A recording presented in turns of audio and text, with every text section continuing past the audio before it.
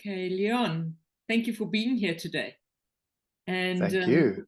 we've been through the roller coaster, but I think today I want to put all the heavies behind me and sort of look at where has the inner child been and where is the inner child now. So with other words, I want me to have a look at how the systemic work has actually almost, I would like to use the word reframe, or has allowed me as Sonia the adult to embrace the inner child and work with the inner child in a new way. So I think that's where I want to go today. How Cool. does that sound to you? That sounds good. Yes. So where shall we start? I think the best place to start is to start with the universal concept that we embrace in this work, and that is we are all one.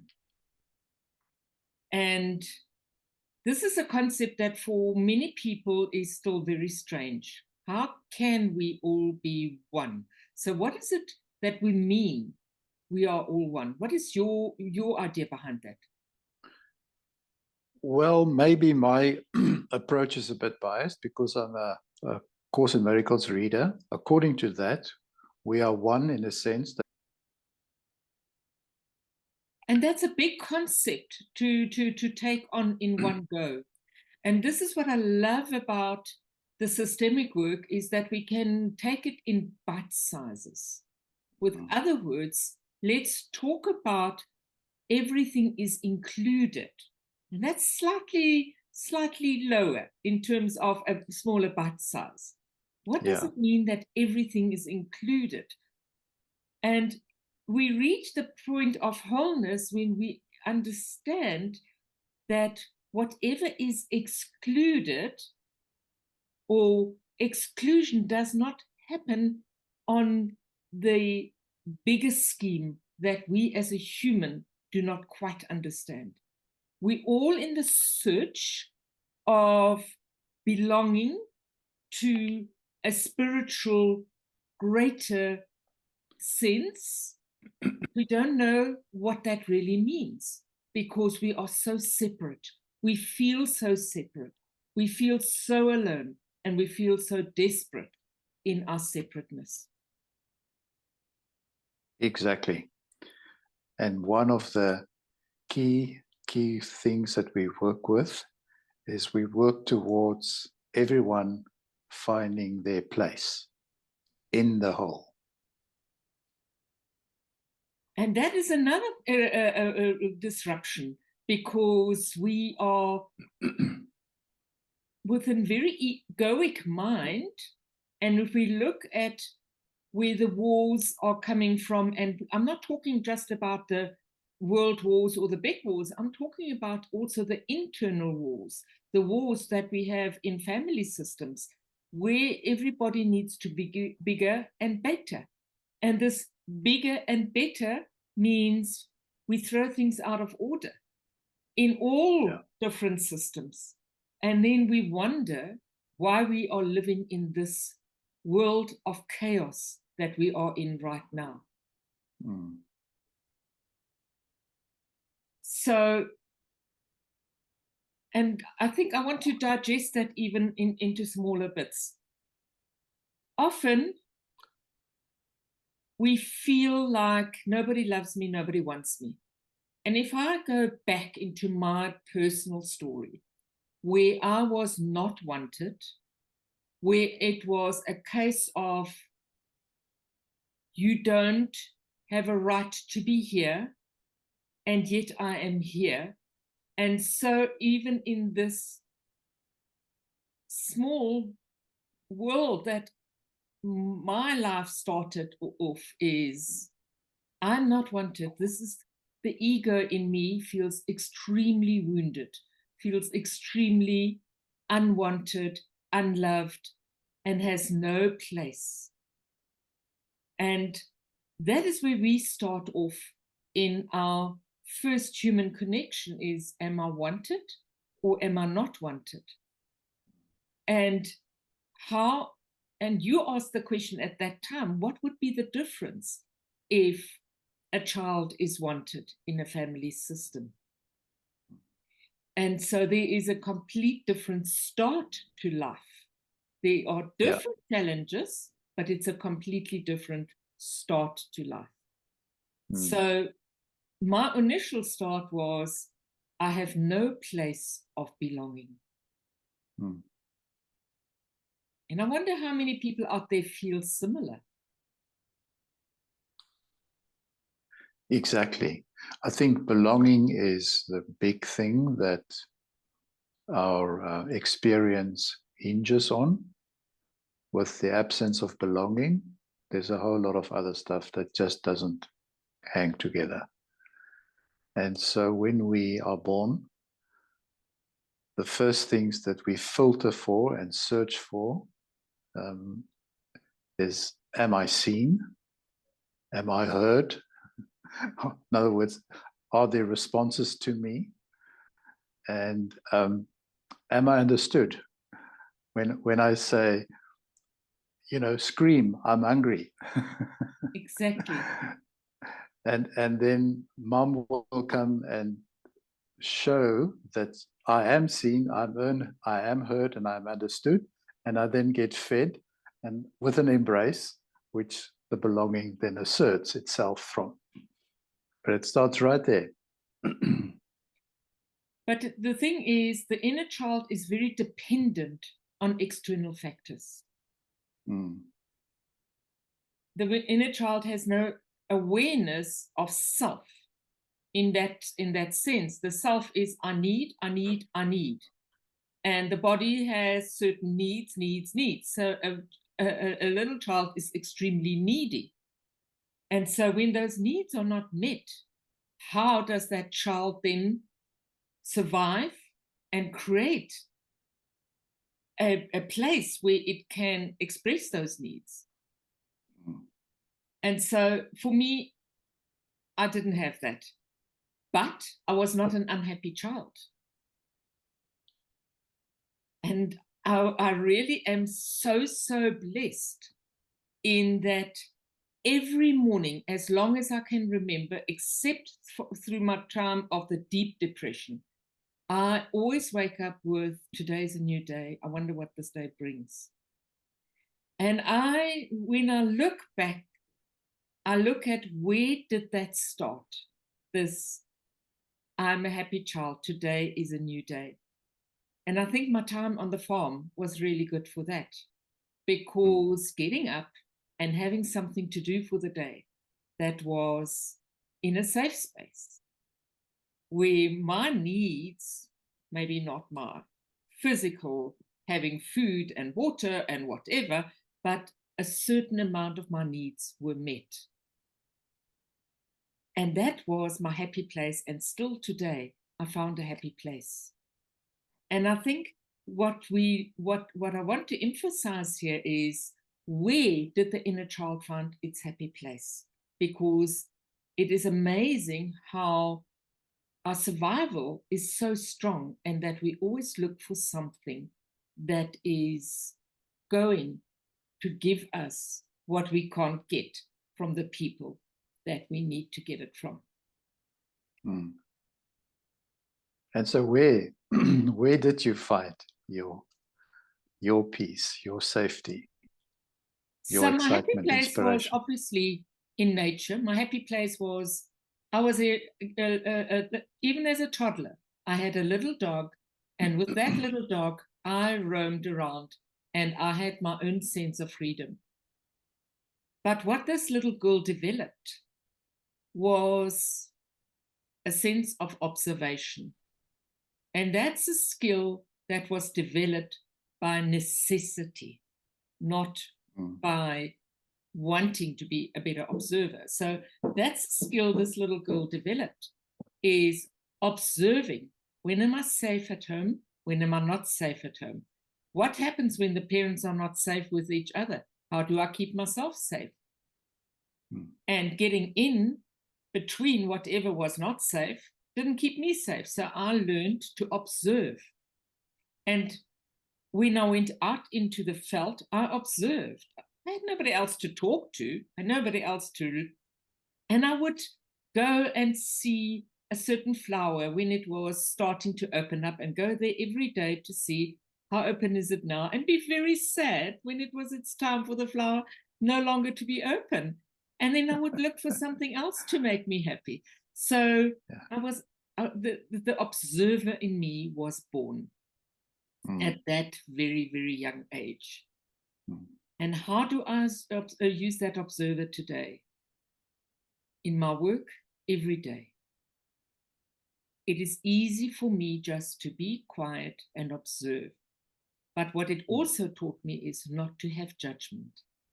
And this is the one thing I really, really, really want all the people who learn from me and learn with me is how to practice non-judgment. Because as an observer, you don't have what is right or what is wrong. It just is what it is. So that's truly beautiful. Would you say that observation, awareness, just noticing, shall we also say witnessing, is that one attribute or skill that connect us to the oneness, to the peace, to the non-judgmental inclusion of what is? I guess it could, but I'm not sure I was there as the little girl. And I'm not sure that observation and awareness is the same. Observation is just looking at something. With no judgment. With no judgment. Awareness comes in when there is what is actually happening in me, what is actually happening outside of me. Because for the self-awareness, yes, for the little girl, it was all the same. There was no separate awareness. I believe, if I look at it as such, it was, I'm safe, I'm not safe. And where am I happy? I'm happy when I'm safe. But I'm also happy, and this is where it gets a little bit confusing. I'm also happy when I've been able to keep myself safe in a dangerous situation. And what did you learn? What did you do to keep you safe at that early stage? Keeping quiet. Silence. Absolute silence. Not interfering. And then there is the next thing that came in. What if I could make other people happy? What if I could do something to make my mom happy? What if I could do something to make my dad happy? And here we start with the people pleaser. Yeah.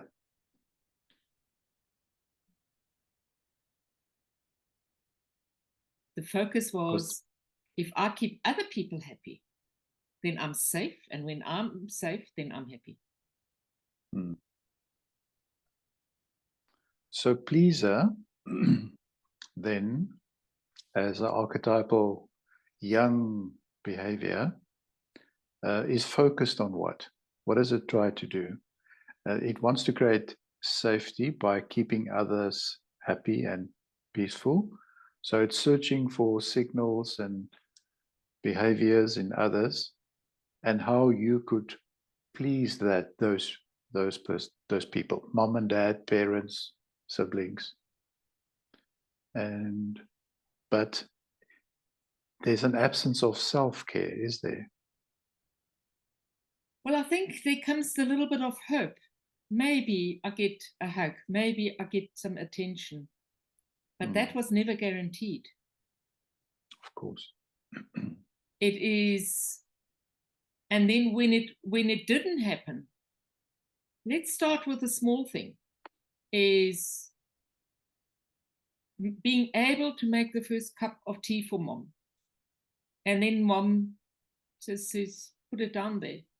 And that achievement for that little girl is not recognized. Mm.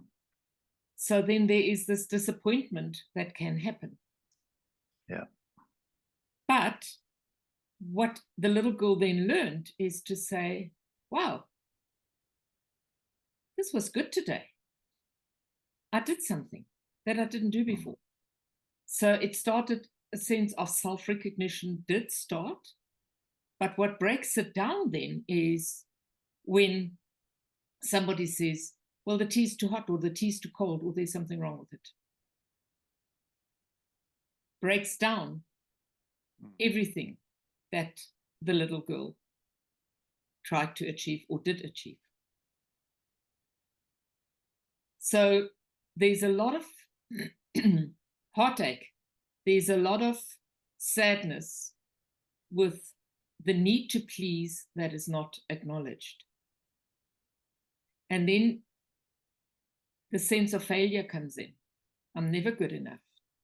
I can't do this. No matter what I do, no matter what I try, I still don't fit. I still don't belong. I'm still out of place.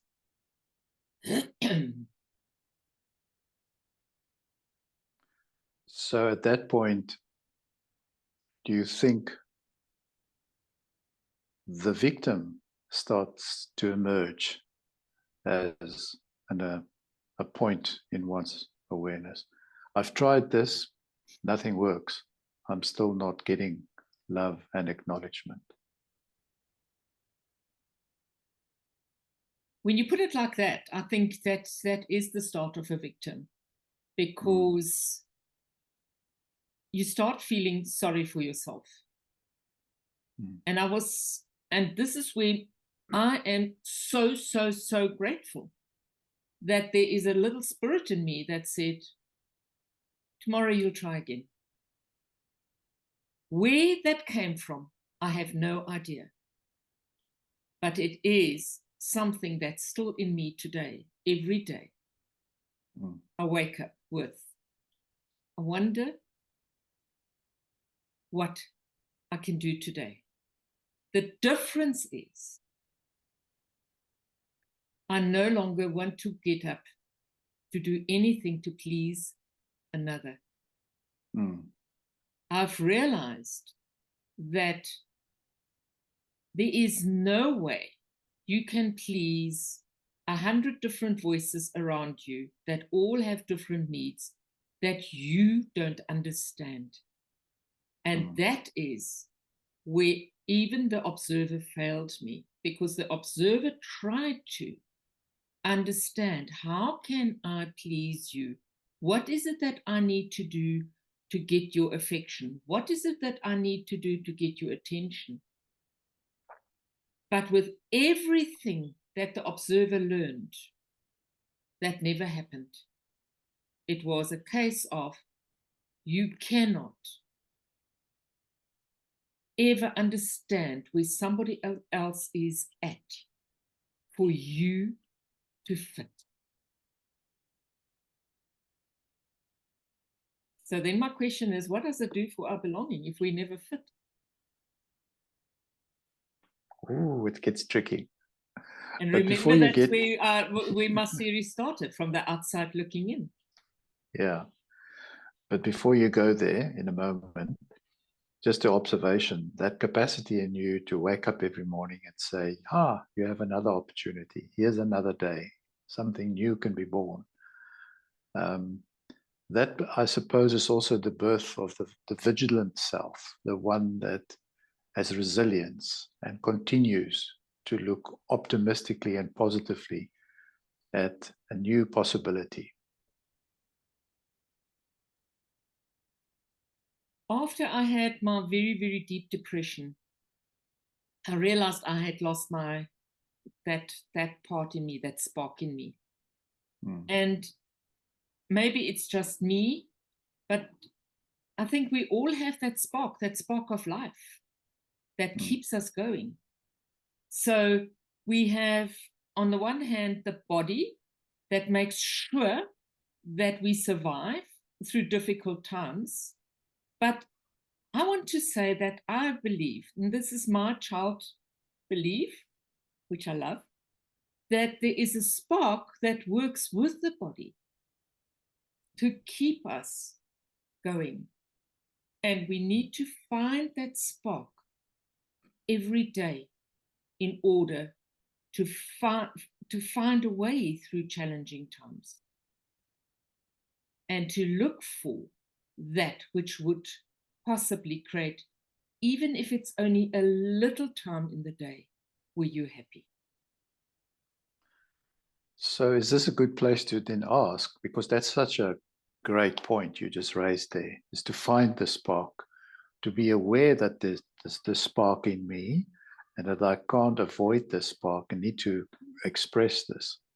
Do you have a kind of a practice or a ritual that brings you back to your spark? Yes, I have. And the ritual I have is to acknowledge that not everything in life is happy, and to actually acknowledge that there is a happy space and a not safe space, or a sad space, and to not ignore the sad space and just reach for the happy space. Because, as I said, to try and please and then it doesn't happen, it creates a short happiness, but then the happiness is broken down again. So to look at what makes me sad about the person who does not appreciate my tea, and to acknowledge, wow, and this is now coming from Sonia, who has learned this. This is not the little girl. This is Sonia who has learned this, to say, wow, it's sad that you can't appreciate my tea, but I'm so proud that I could do it with all my limitations. And so working through my limitations to be able to do something for you, whether you like it or not, is my happy place. And you either join me in my happy place or not. And that's how I stopped pleasing, is to understand that I'm giving you a gift and you're not able to receive it. And if you give me a gift and I'm not able to receive it, it's the same thing. So we have the third element that we have in systemic work is when the giving and the receiving are not met. And we have that a lot, that we turn each other down, and we don't mean to. I don't believe that my mother was trying to be mean by saying the tea is too hot or too cold. She was just expressing, for her, the tea was just not right. And that's where she was at that moment. Yeah. And one of her thoughts was probably, she needs to learn to do it right. Well, that's her little girl that was talking. Exactly. And learning that is so, so, so difficult. I struggle with my clients when they say, but you should have done that, but you should have done that. But that's where the other person is at. And that is what what I love about this work is exclusion is not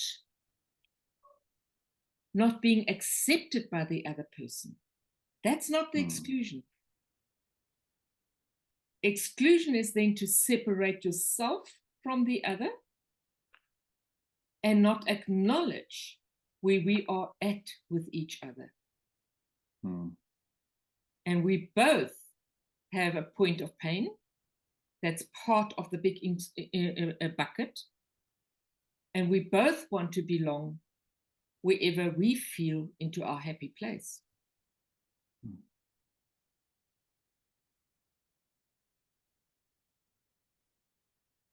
That's very beautiful. I think I have a little spark, that wakes me up in the morning. And my spark is about immediately to recognize what can I be grateful for. It's a very simple thing for me, but it works. And that's when I turn around and I reach out to my pair of glasses and I can put them on to now see clearly. Just that simple ritual brings back that, wow, appreciation. So appreciation is a big spark for me. Early in life, I learned that appreciation is like, how can I compare it? It's like it's a stock on a stock exchange.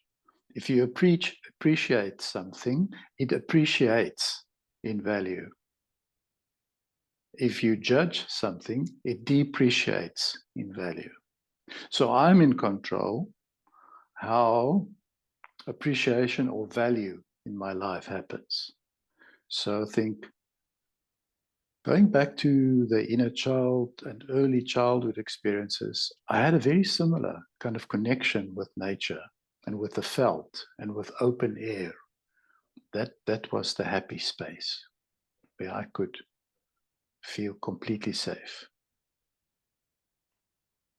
Yes. Appreciating nature. Yes. I think for me was surviving a day is my gratitude. Yeah.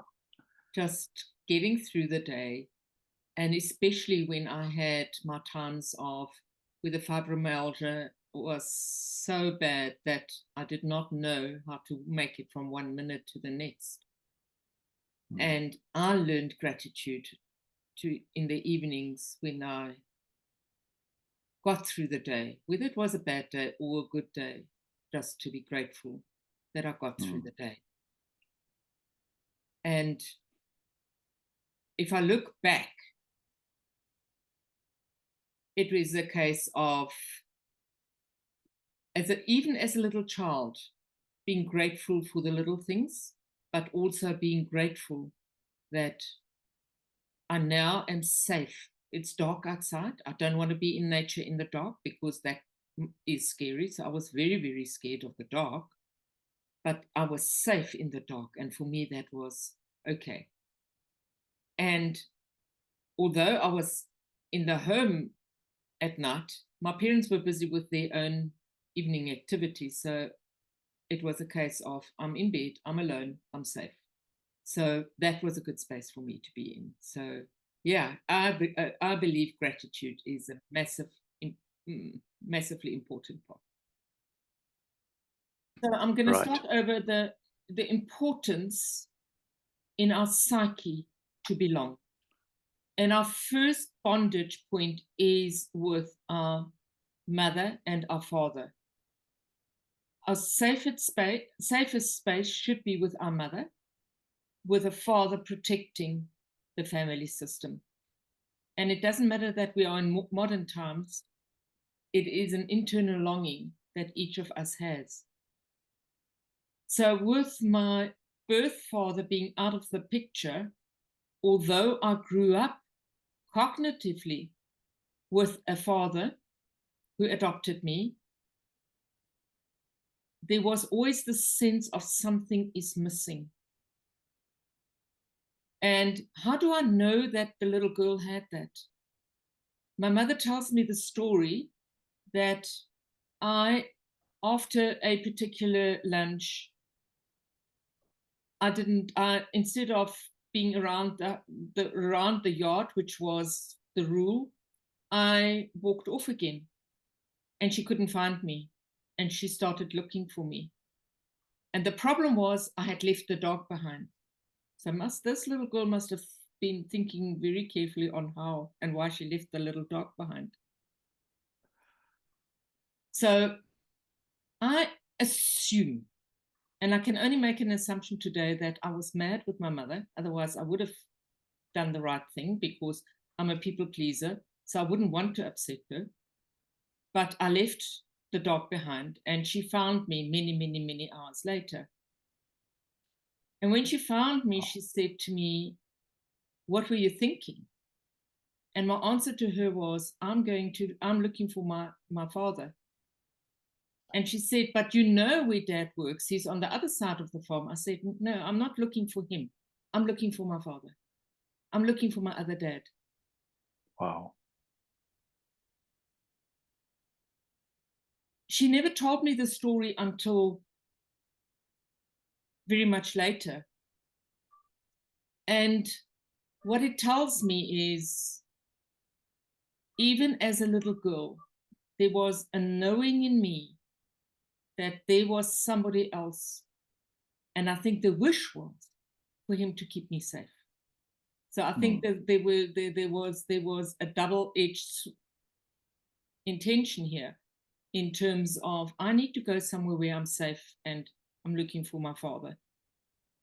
Not knowing what I knew only many, many, many years later. But I've heard similar stories from people who are adopted that have this innate sense, where do I belong? If these people don't want me, or even if these people are really good to me, where do I belong? And I think this is something that we underestimate in terms of adoption, in terms of whatever we do, because even in terms of donorship, because every person has a need to understand their DNA. And for me, it really goes very well with, we are from a systemic system that is very, very human, but there is also the systemic system that is from beyond.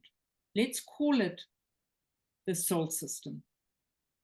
And both systems are in us at all times. And both systems are in us at all times in the environmental chaos of this world. So that is quite a big deal to navigate. It's a big chunk, big. As we started this conversation today, you referred to our sense of oneness, or the oneness that holds everything together, the bigger, larger cosmic oneness. And can you imagine this little child coming from oneness, born into a separate system, a system where separateness is evidently true for everything that is perceived?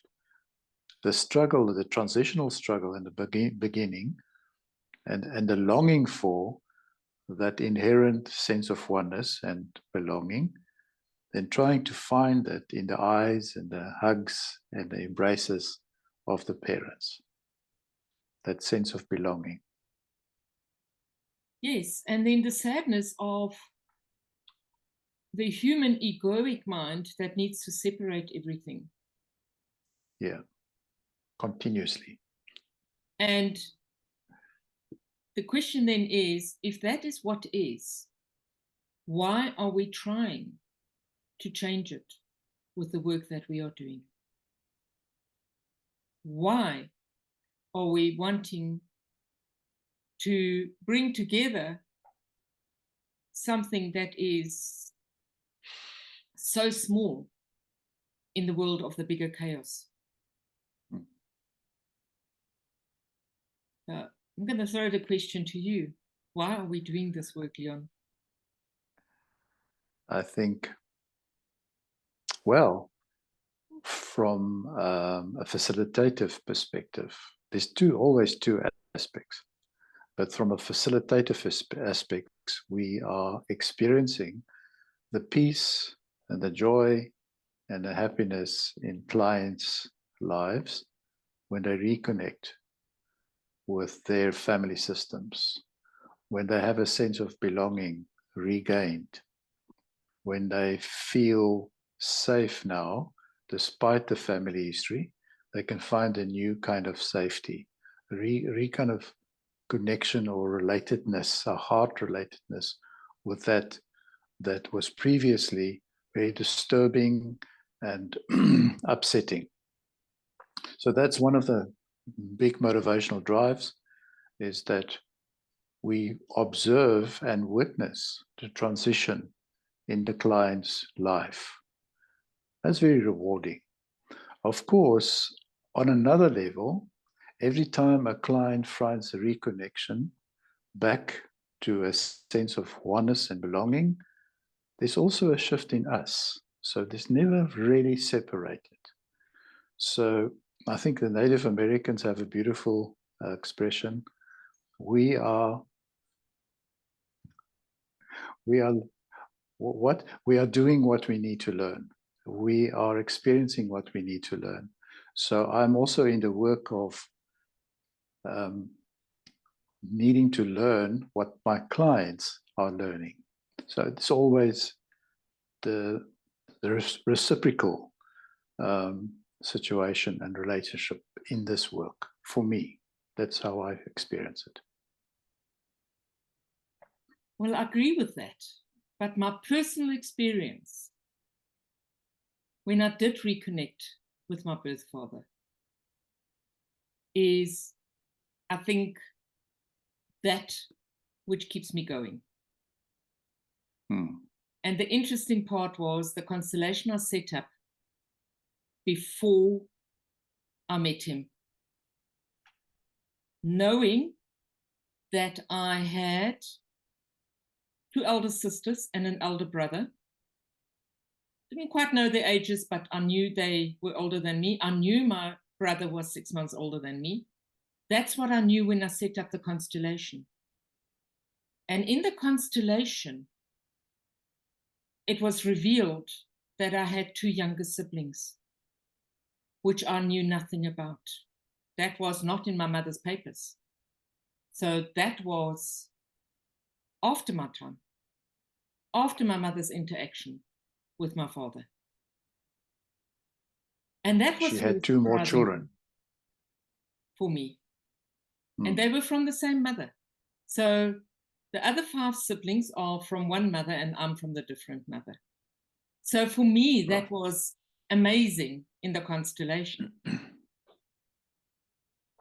It also helped me when I met my birth father to not have anger, to not have anything, but to listen to what happened for him and to understand his point of view and to understand where he was in life at that time.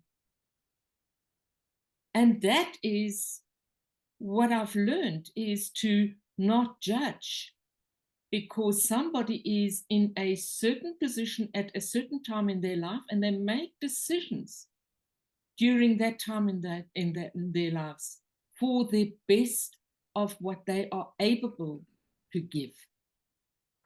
He was not able to give more. He was not able to accept more.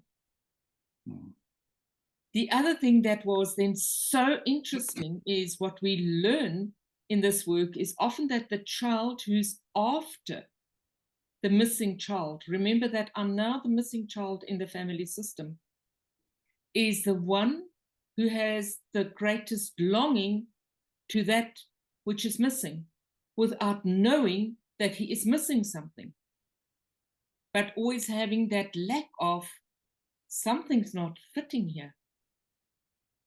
And it's very interesting that he ended up to be more or less the rebel in the family,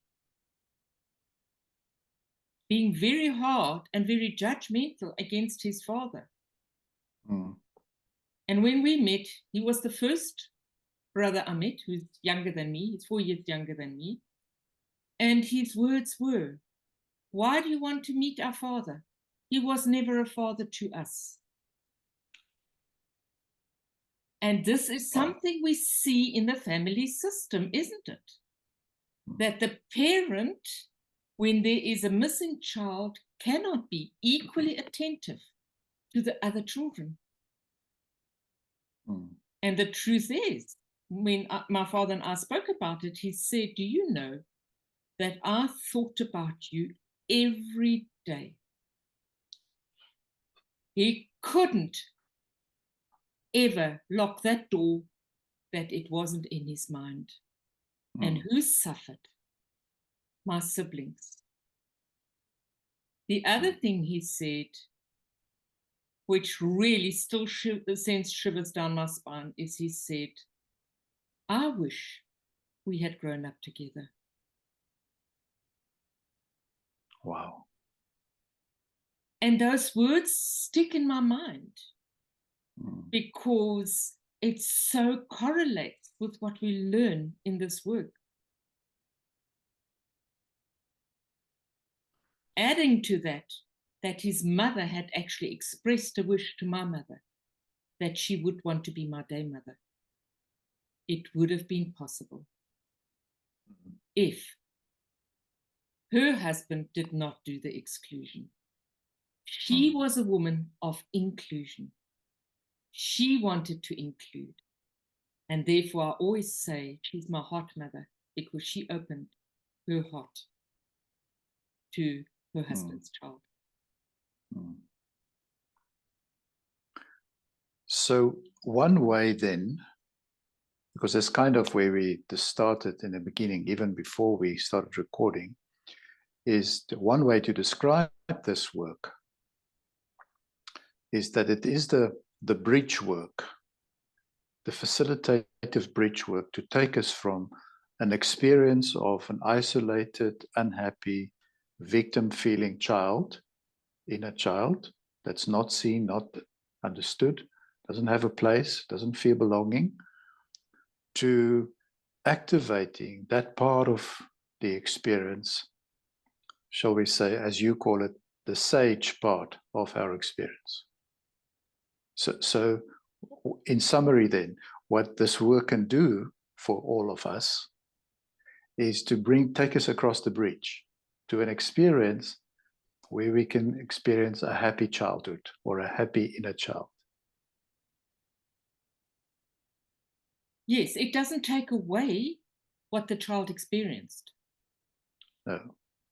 That does not go away, but there is no sting in it. There is no hardship. Because the moment that my father and I spoke about our pain and we shared our pain, or put it this way, I allowed him to share his experience where he was at that time and to witness his pain in not seeing me as part of his life. Because we had another conversation. Because he was the one who created the separation. But that separation never really happened for him, did it?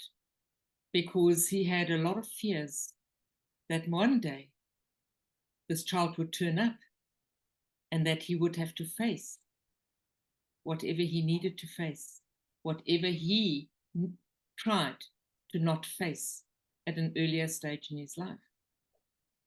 What I loved about the fact that I had done the family constellation work was that I was in this space of inclusion, and it immediately created a space of inclusion in him too. Right. And that was the beauty, is when he realized that it was about inclusion and not about exclusion. He was able to include me and introduce me to my siblings and include me as one of his children. And so then the inclusion was complete. And that was a massively healing moment for me, because I remember after that dinner we had where he introduced me to my siblings, I said to him, I'm sorry that I disrupted your life. And he said, and he said, I can now live life forward in peace until it is my time. Which I think is a big gift, that inclusion brings peace. Was it disruptive for the siblings? Yes, because they did not know about the sibling that they never knew. But it brought peace between them and their father. And so this inclusion of this child that was not part of the family brought an inner sense of peace to this family. So being the catalyst for change in the family system sometimes comes with a heaviness, comes with why me? Why should I do it?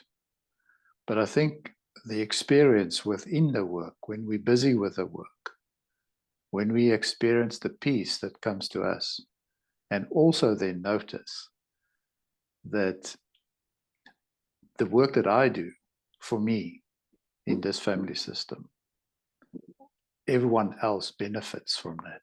So it has that, it brings all the parts together to that oneness that we started to talk about. Absolutely. And looking at it from that perspective, that oneness, doesn't mean that I'm in my siblings' kitchen and in their homes every day. In fact, I'm not. They live in Cape Town. My one brother lives in New Zealand. I live in Joburg. But there's a open heart between us. There is a peacefulness between us. And I think even in my challenges in my marriage, I kept this inclusion when the whole family was focused on separation, because that is where my husband was at. And that's part of his family system. And that is his belief system.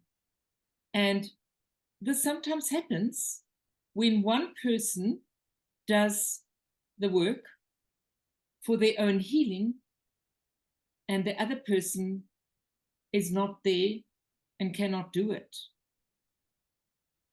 There's always the inclusion that keeps the door open.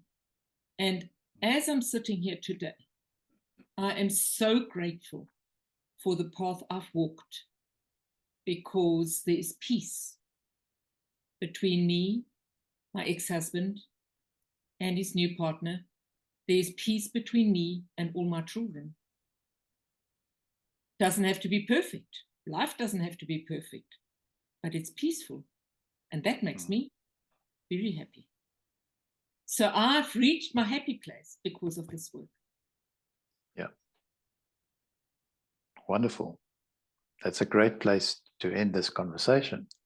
It is, because I'm in a happy place. And thank you for sharing my happy place with me, Leon. My pleasure.